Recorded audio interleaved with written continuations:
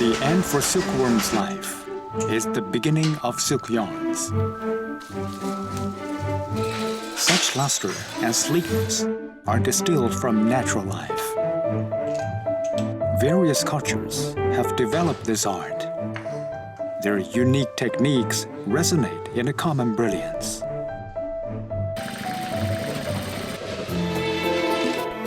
Created by nature and produced by mankind, the brocade absorbs time to form a dazzling wonder of craftsmanship. Chinese refined scholars are obsessed with silk. They describe the best part of their lives as the splendid time, like brocade. Time flies, and youth turns old, but silk never loses its shine.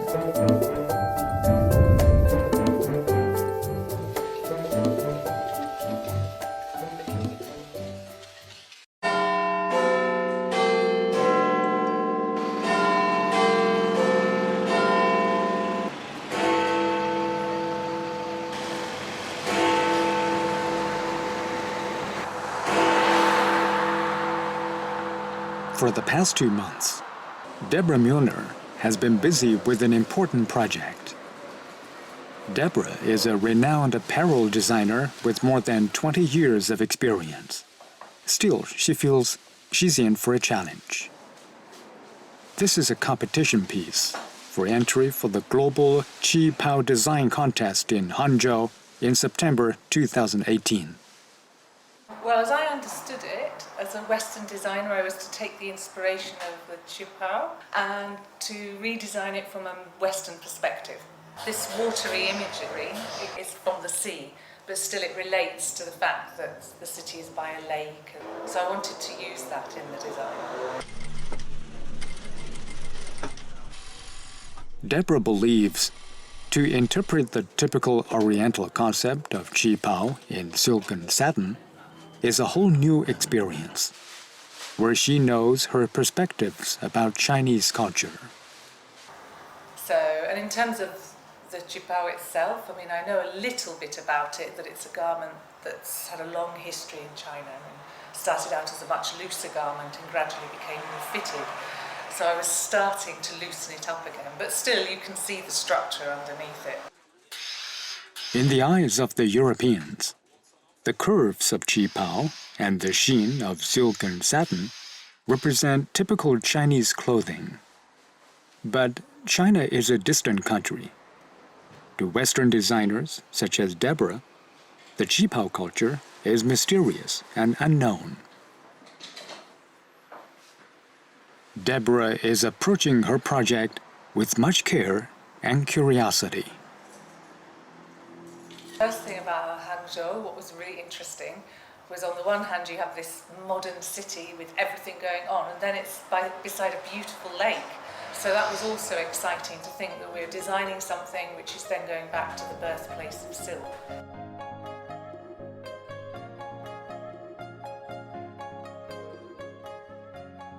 This is the second global Qipao design contest in Hangzhou. More than 20 designers around the world took part. They each have a different way to interpret the beauty of silk and the beauty of China.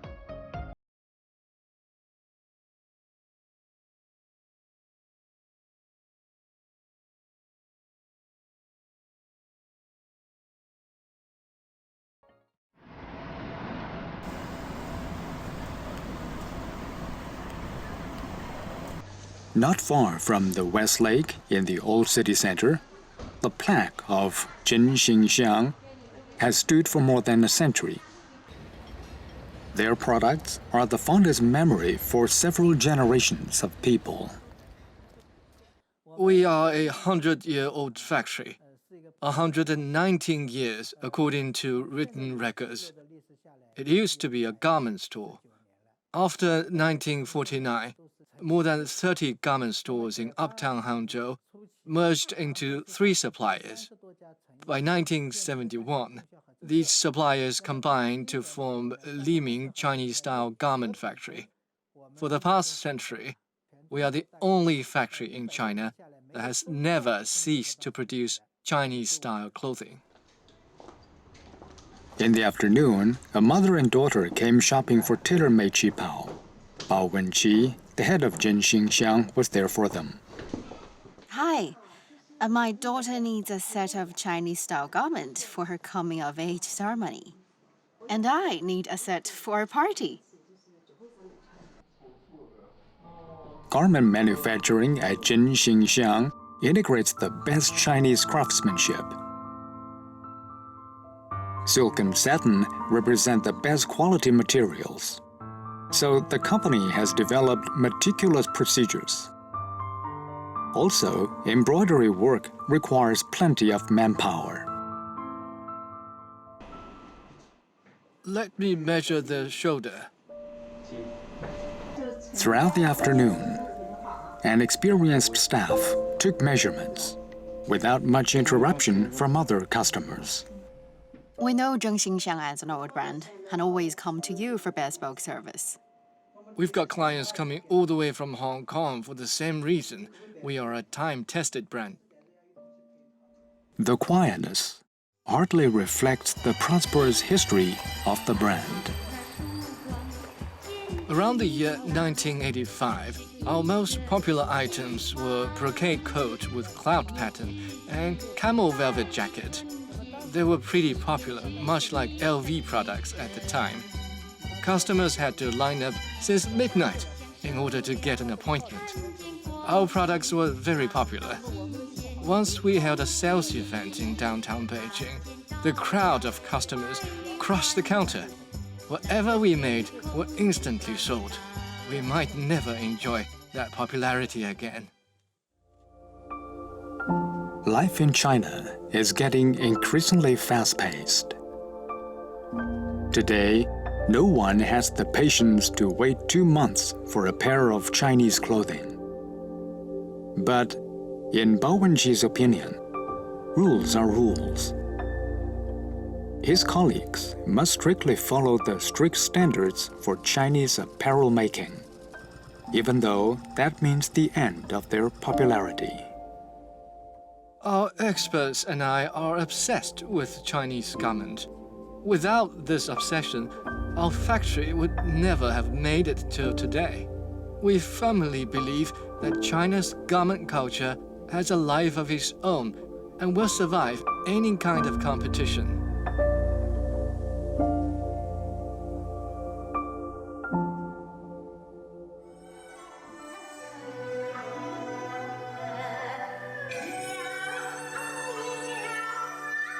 In May 2018, famous Queen opera piece, the Peony Pavilion, hit the stage again.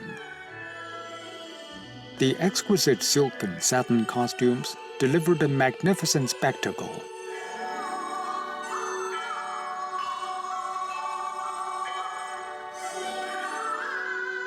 Today, mesmerized theatergoers might find it hard to believe that traditional Chinese art forms were seriously challenged by foreign culture in the 1980s to the 1990s. Then, Bai Xianyong, a scholar from China's Taiwan, transformed the classical piece, the Peony Pavilion, with modern aesthetics.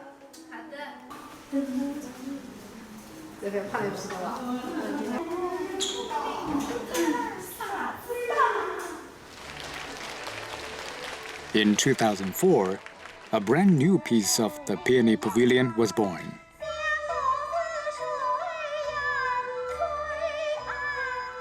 Featuring youthful characters and glamorous silk costumes to attract a large young following. After years of economic development, China has embarked on an all-rounded rejuvenation of traditional culture.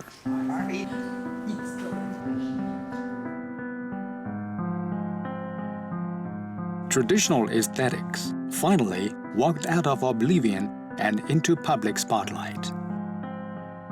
The luster of Chinese silk and the intricacy of its embroidery are shining once again.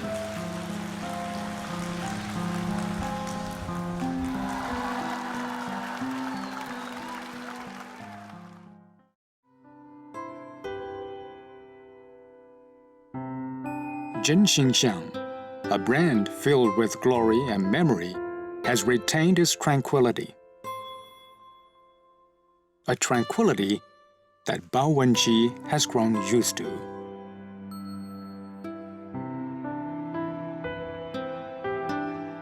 But silk and satin were not born for tranquility.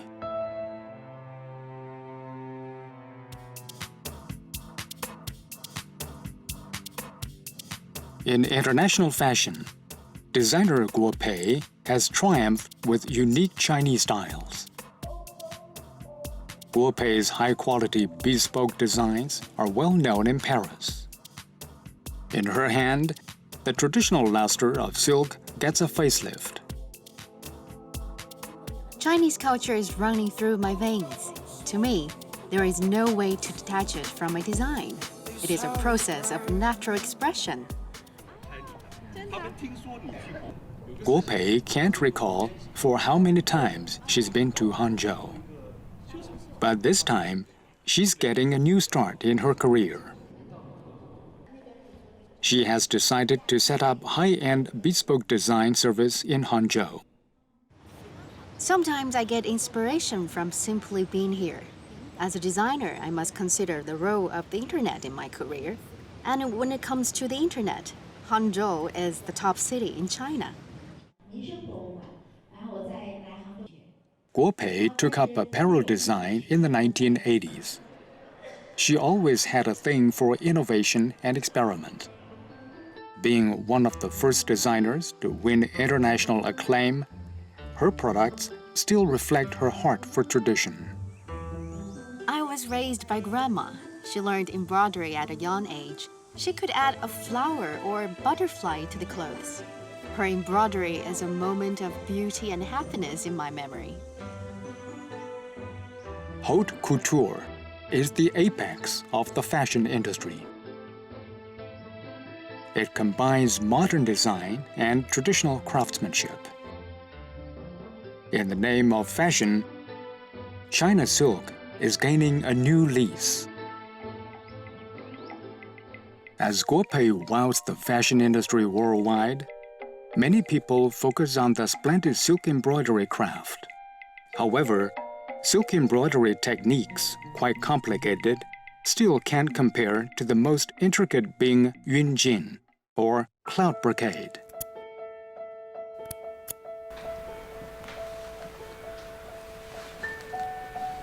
In his hands, Daijian holds a dragon robe.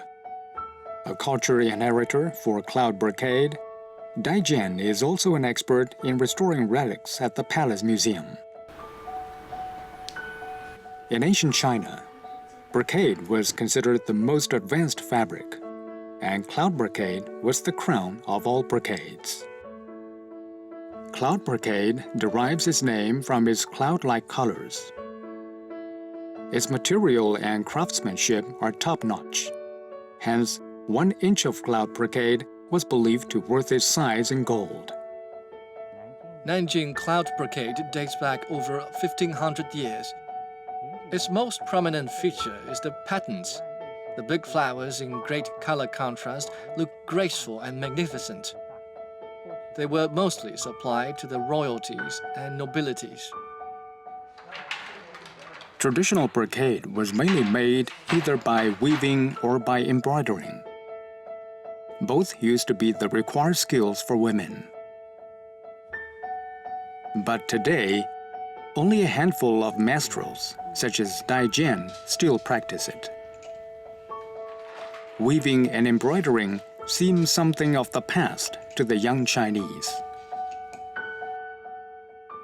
Some people come to me for apprenticeship, but few outlasted the tedium.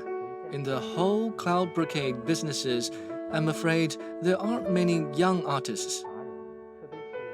Still fewer have mastered the pattern artwork and the craftsmanship. I'm afraid that's the situation we're looking at. Apart from training new apprentices, the preservation and revival of this traditional art form also need other forms of input. Xu Dinglong is senior engineer at Hangzhou Wensley Silk Culture Company Limited. He is a former classmate of Dai Jian from 40 years ago. Dai Jian is replicating this dragon robe on Wensley's behalf. Wensley is trying to replicate the dragon robe in order to preserve it. As a responsible enterprise, Wensley wants to preserve the relic for future generations. Wensley is an influential enterprise in China, not only in terms of business, but also in its protection and development of the traditional silk culture. In the office building, Wensley has set up 3 museums to showcase their results from working with Chinese artisans. On every formal occasion, Tu Hongyan always puts on clothing of her own design. Her favorite is qipao made of silk. Once we have a prototype, I'm always the first one to try it on. I have personally taken part in the design of scarves. Well, this is to ensure consistency in our branding. I think our cultural heritage belongs to the world, and silk is the best business card for the city of Hangzhou. Tu Hongyan is a typical Hangzhou lady, and Wensley, the company she's running, presents China's highest level in silk manufacturing and sales. Let's flash back to the year 2008. As the whole world turned its eyes to the Beijing Olympics, they also found Wensley on the international stage. Their silk products from Hangzhou quietly told the charm of Chinese culture. Since then, the word Wensley has acquired almost the same glamour as silk. Lyons is the center of silk business in France and across Europe. The city represents the toughest technical standards and the top brands. In September 2018, a Chinese company brought its own technique and set up shop. They started cooperating with luxury brands in France. We entered a strategic partnership with world-renowned luxury brand LVMH. We are exporting more than material, but also our core double-side digital printing technology. We are proud to be an exporter of intellectual property rights. Silk has life of its own. As Oriental cultures migrate and interact, different colors are created. Southeast Asia is the first stop of the maritime Silk Road. Since the early 15th century, the flow of Chinese migrants went on for hundreds of years. Their exchanges with the native Malaysians gave birth to a unique silk culture. From the busiest downtown area in Singapore, Kim Chu Kui Chan's rice dumplings have pleased local palate for decades. Honest business and authentic Chinese flavor have held up the brand.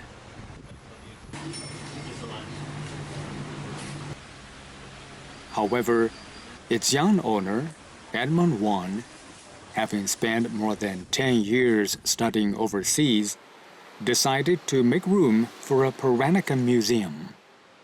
Considering the expensive rent, Edmund's neighbors find this decision incredible. Peranakan is authentic Chinese culture fused with the local lifestyle. Many young Chinese descendants now in Singapore don't understand the origin of their culture. We are a thriving food business, which allows us to keep this museum running. I hope by developing this museum, it helps more Singaporeans and foreign friends learn about the local Chinese culture. traditional Chinese culture, after centuries of exchanges, has evolved into the Peranakan culture, of which silk is a major symbol. Earlier on, when Chinese descendants got married, they bought stuff from China to show their connection. These embroidery products mostly came from China. Then we started making our own embroidered costumes. The technique is similar to those from China, but with very slight variations because we also incorporated Western techniques.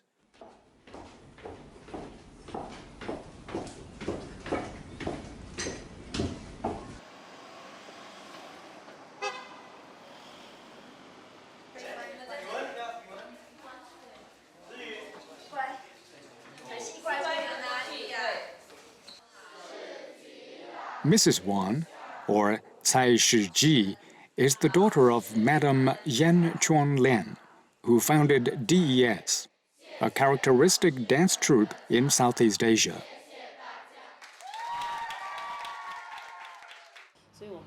At DES, we provide a rich curriculum on Chinese culture.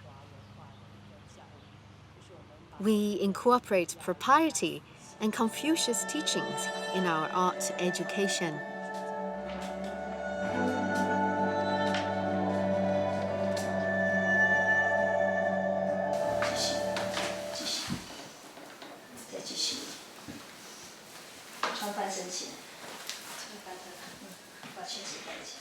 Every year in Singapore, on New Year's Eve, I come over to offer assistance. I've done this for 40 years now. Every year I tried on something different. I found an old artisan in Zhenjiang. He could do some beautiful embroidery of dragons and phoenixes. And then we bring his handicraft in the form of costumes to Singapore.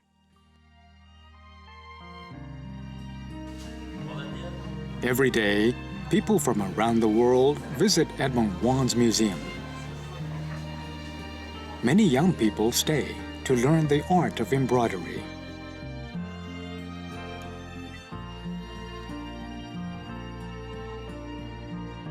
China's silk products have reached every corner of the world. Chinese descendants seek fortunes in every part of the world. Over the years, both have left the same marks of China everywhere they went.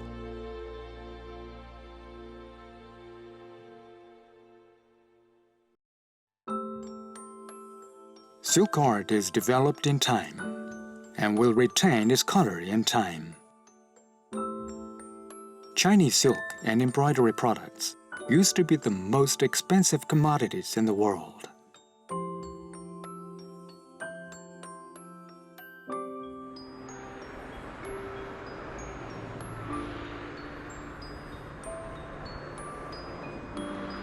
On the west end of the Silk Road in Italy, this museum has housed Chinese embroidery art for hundreds of years.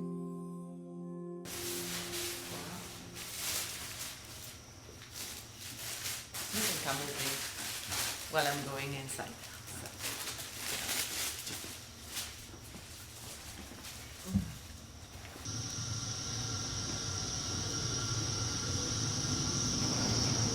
These are the Chinese pieces. We take them off. You see here?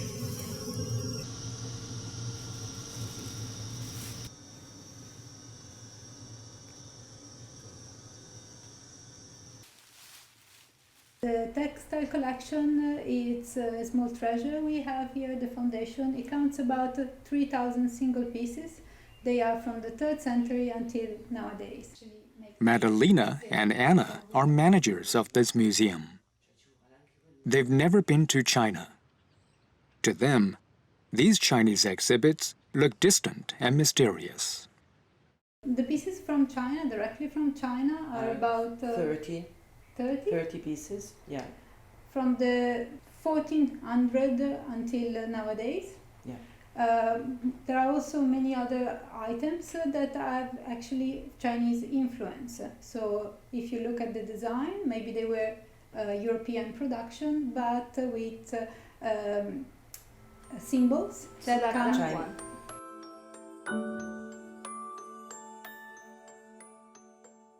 In Europe, ancient Chinese silk products are kept in museums. Oriental tales of silk sound like old legends.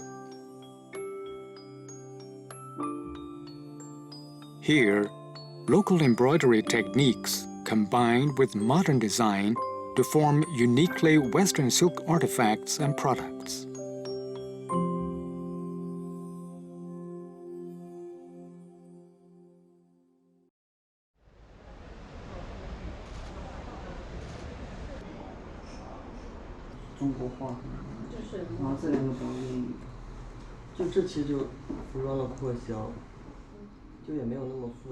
Liang Yujia is a student from Qingdao, Shandong province. For the past 2 months, his class have been busy with their graduation project.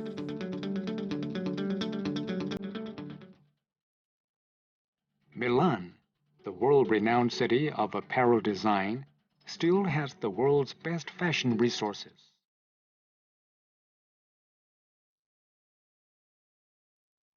As a student, Liang Yujia seeks to express his cultural identity with Chinese silk.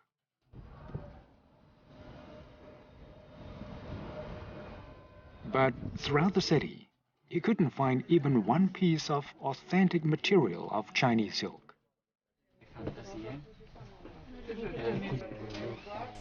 We went to many shops. None of them had Chinese silk. Mostly they have blended fabrics, and no one has smooth-surfaced satin. So it is hard to find the right material. In the end, Liang Yujia's classmates mailed him a piece of embroidered silk. But how to interpret such Chinese element in modern fashion terms? That's another question. We wanted to portray the traditional Chinese style. Our main theme is spring rain. Our goal is to portray the typical woman in South China, very gentle and composed. Liang Yujia went to his teacher's studio after class. The teacher is from China's Taiwan and has worked in Italian fashion industry for years. You open this all up and then stitch it up from here, both 2 layers. Is that so? You can have a tangent line, but go easy on the sides. As you reach the right size, you will have a natural fold right here. Do I make myself clear? After centuries of exchanges, the silk art no longer belongs exclusively to China or the Orient. Welcome to Hangzhou Global Qipao Festival 2018. Different civilizations never cease to communicate via this thin thread. Originated from silkworms and consummated in embroidery, the brilliance of silk culminates in the form of splendid brocade. The best moments in the history of the East and the West are woven in the splendid brocade, whose every line lives up to the test of time and beauty.